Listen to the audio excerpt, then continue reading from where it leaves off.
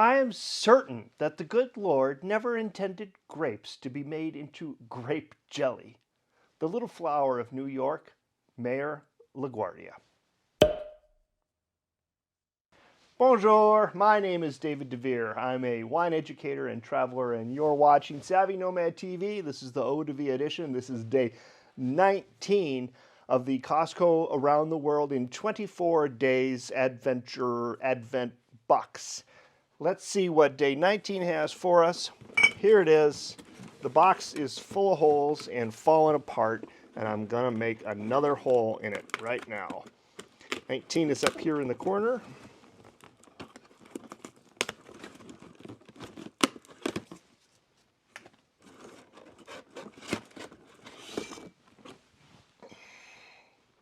Latitude 40, Garnacha.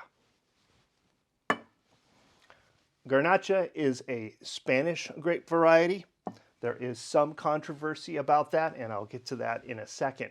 But it's made in Spain and in France and in Italy and in the New World in Australia and California. And it's made in the New World in a particular style. It's used in a GSM. Grenache, Syrah, Mourvedre. Now, I know I said Grenache because that's what the French call it, and that's what everybody else calls it outside of Spain, except for the Italians, and that's where the controversy comes in. Now, the controversy is, where is Garnacha from? Is it from Spain? Because there's three types in Spain. There's black, gray, and white. Or is it from Italy? Well, the Italians like to think it's from Italy, and not just the Italians, but specifically the Sardinians. And the Sardinians don't call it Grenache, they call it Cannonau. And in Sardinia, they grow Garnacha, which the French call Grenache. I know, keep up, it's all these spinning names for the same grape. But it's probably from Spain. Now, here are the two arguments. One argument is, in Sardinia, they've got records that go back to the 1300s mentioning this grape, Cannonau. But in Spain, they've got three varieties, meaning that the grape has actually morphed, changed, evolved into three different types. And the idea is that if you've got multiple types growing in one region, they probably evolved there. Okay, so who knows? Does it really matter? I don't think so, because Grenache, or Cannonau is a lovely red grape variety, and when blended with its two best friends, Syrah and Mourvedre, it makes nice, big, bold wines. If you want barbecue-friendly wines, if you want wines that go with grilled meat, then the Spanish have got you in spades, but the French are keeping up by selling you their Rhone River varietals, and those would be Côtes de Rhone, because they are Grenache, Syrah, Mourvedre blends. Single variety Grenaches are not made that much, but obviously they can be made, and the Spanish do make them. These wines come from Aragon and Catalonia, and then when you slide up around the coast, you can also find them in France from Roussillon, the Languedoc, and the Côtes de Rhone. Okay, let's try our Spanish Grenache. Okay, I've been showing you my labels here, so I might as well continue that.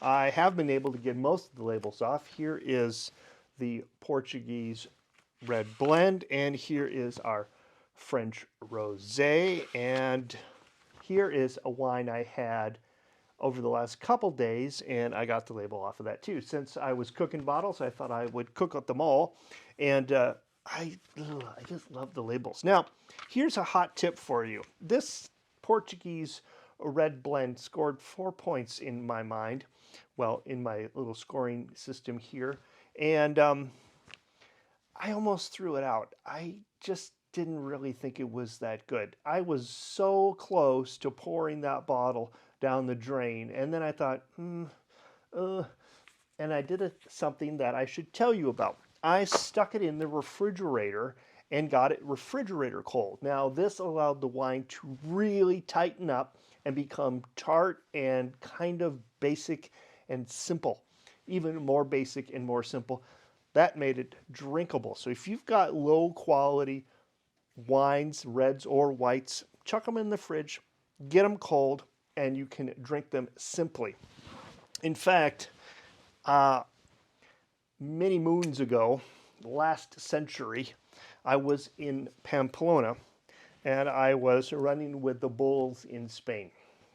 If you don't know what that is, you can look it up on the internet. Anyhow, they had really, really, really crummy Spanish wine there. Oh, dang. Didn't cut myself. I'm okay. Carry on with the story. They had really crummy Spanish wine. And the festival goes on for a week, so they do a week of running with the bulls. Anyhow, they would serve the wine, this Spanish, crummy Spanish wine, in little shot glasses, and it was absolutely completely chilled. Like, it was almost frozen. It was so cold, and that made the wine, holy moly, this is a tight cork. That made the wine very, very, very tart. Oh, wow. I'm having a hard time getting that bottle open today. So, tartness. Temperature can be your friend if you know how to use it right. All right, I filled out the top of my tasting card here. Let's take a look at the wine.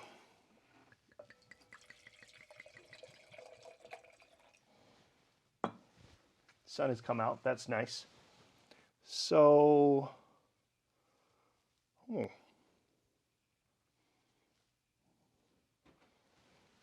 it's pretty.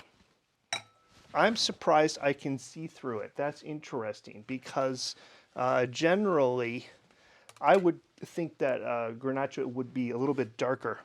This is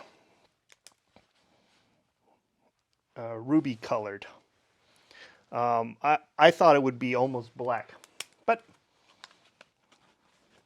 that's not how this one's coming out. Okay, I did note here that the alcohol percentage is 14%. This is a big wine. So let's see what we get on the nose.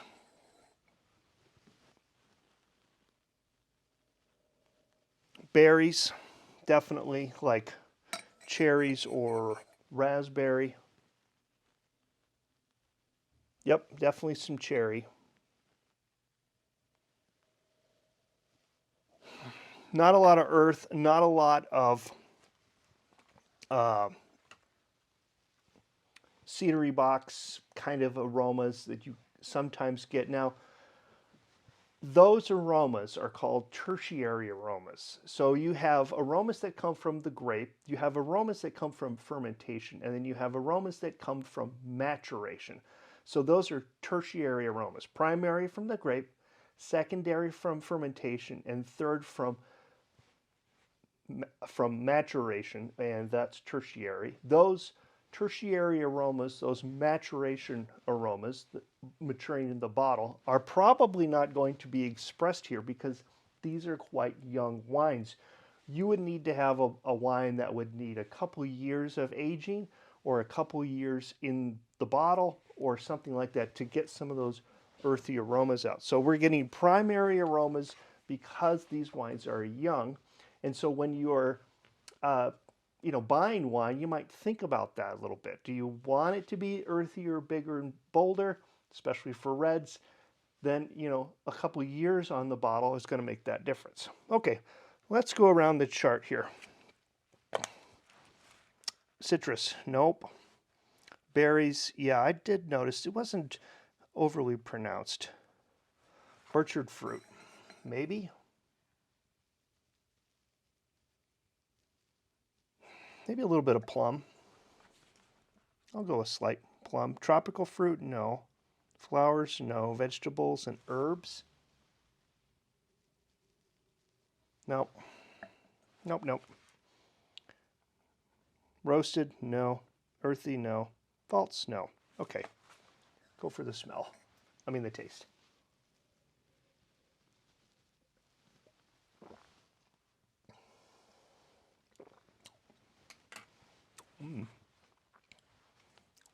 Okay, dry or sweet. This is easy. Sweet. It's got great acidity. My mouth is just like flushing. And the tannins, they're grippy, but they're smooth. That's very nice. Alcohol is slightly noticeable. It's warming. Just keeping my dots there. Come back to preference. Body, medium full body. The balance is, I shouldn't notice the alcohol, but it's not bad, but certainly I do notice it. This is a warming wine.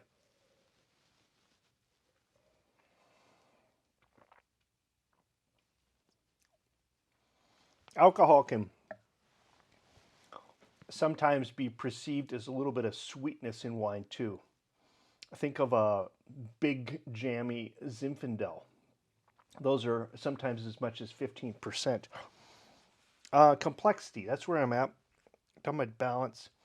Do I get more flavors after drinking it? Actually, I do. I get some. There's a slight level of complexity here.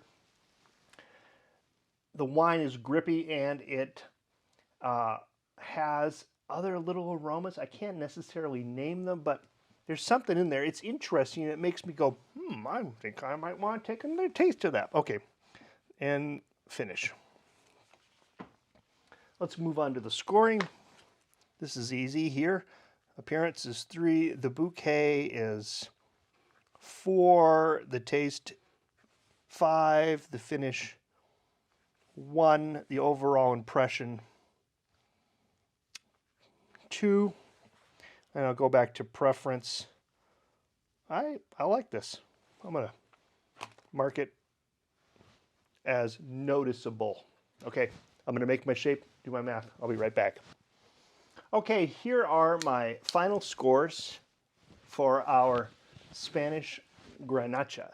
15 points, very respectable, just on the edge between good and excellent. And actually, I like this wine. I think it tasted better than it smelled. I think it's a nice example of a Spanish Garnacha. Certainly, I'm not going to chill this one down. I'm going to keep it the right temperature, and I'm going to enjoy it. Here is my flavor profile. You can see the wine is a little bit closed in the aroma, but then down in the bottom, it just shows up in the mouth. It showed up in that flavor. Now, I like Grenache, Syrah, Mourvedre blends. I like Spanish reds in general, and I like French Rhone, Côte de Rhone blends. I keep these on hand. I drink them a lot. I keep them throughout the summer. And when it gets cold in the winter months like this, I think these are very nice go-to wines. So add Garnacha, add GSMs or Côte de Rhones or anything from that Mediterranean coast from Spain that's red. I mean, you could just shop almost by geography here.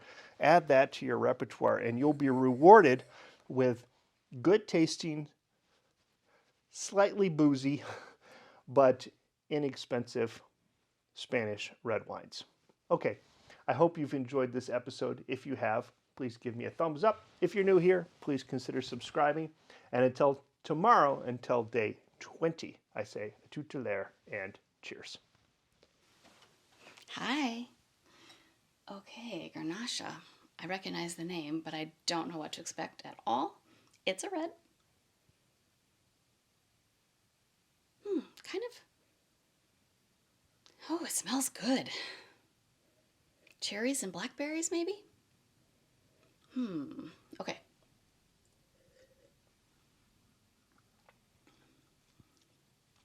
Very fruity. Pretty tasty. Cheers.